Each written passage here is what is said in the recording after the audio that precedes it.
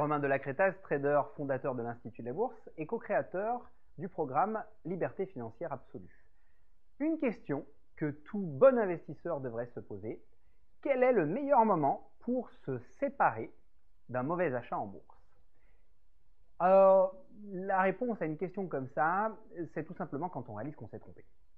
Alors, réaliser qu'on fait une erreur, c'est possible de le prévoir. C'est-à-dire qu'avant que ça arrive, c'est-à-dire qu'il faut pouvoir choisir une stratégie de sortie.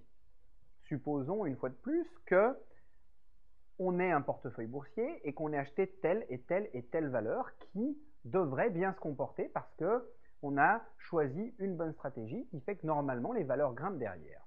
Et puis, rien ne se passe comme prévu. Qu'est-ce qu'on fait? Quelqu'un qui est rigoureux et qui est un bon investisseur a déjà prévu le scénario du pire.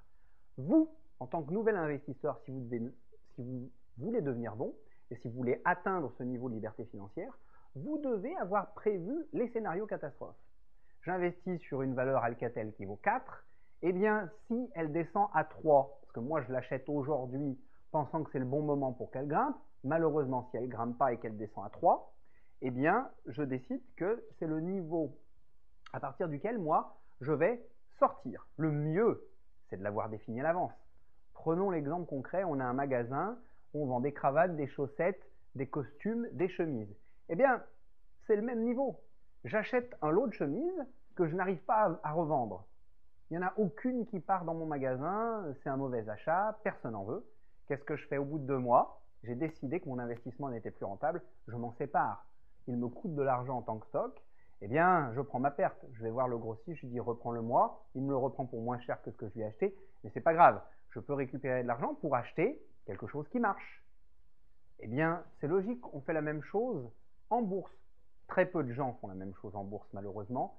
L'investisseur particulier croit encore au miracle avec les journaux qui expliquent ce genre de choses et il n'y a pas de réelle explication là-dedans. Donc, mon travail, c'est de vous expliquer clairement comment nous, à un niveau professionnel, on le fait, comment les meilleurs traders l'utilisent.